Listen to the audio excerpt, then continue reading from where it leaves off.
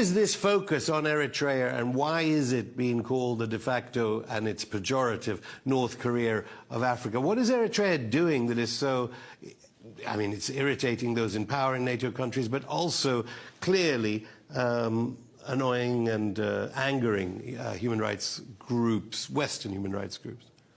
Well, you know, I wrote an article titled Eritrea, the Cuba of Africa. I mean, Cuba is the only country in Latin America came to power by the armed struggle. Eritrea is the only country in Africa that came to power through the armed struggle. So, you know, just like Cuba has been targeted by the Human Rights Watch and all these people and the CIA, Eritrea's faced the same sort of hostility. Because for one thing, Eritrea doesn't owe the IMF and the World Bank any money. They will refuse to take these predatory loans. They're the only country in Africa that hasn't taken these predatory loans from the World Bank and the IMF.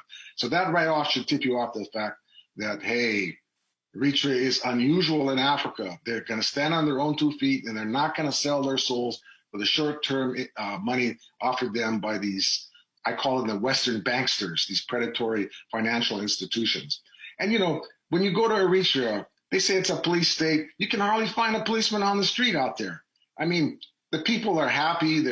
Life is hard. I'm not saying everything's fine because they undergone sanctions for 9 years. There's sanctions and unofficial sanctions still punishing the country now. You know, they're trying to make Eritrea kneel down. And Eritrea's motto is, we never kneel down. And now Abiy Ahmed and the Ethiopian people are starting to say, we'll never kneel down. And this is what's got all these organizations up in arms because, whoa, you get an independent voice in Africa. Now, a lot of people, Eritrea is a small country, easy to ignore, but Ethiopia is one of the 3 largest countries in Africa. And if Ethiopia follows the Eritrean footsteps of independence, nationalizing the land, getting away from these predatory loans, starting to work more with China, this is going to be a role model for the rest of Africa. Now, the reality is, especially for the Europeans, because the United States doesn't have that much economic influence in Africa, but the EU, the standard of living of the EU of the people is dependent on the super exploitation of Africa.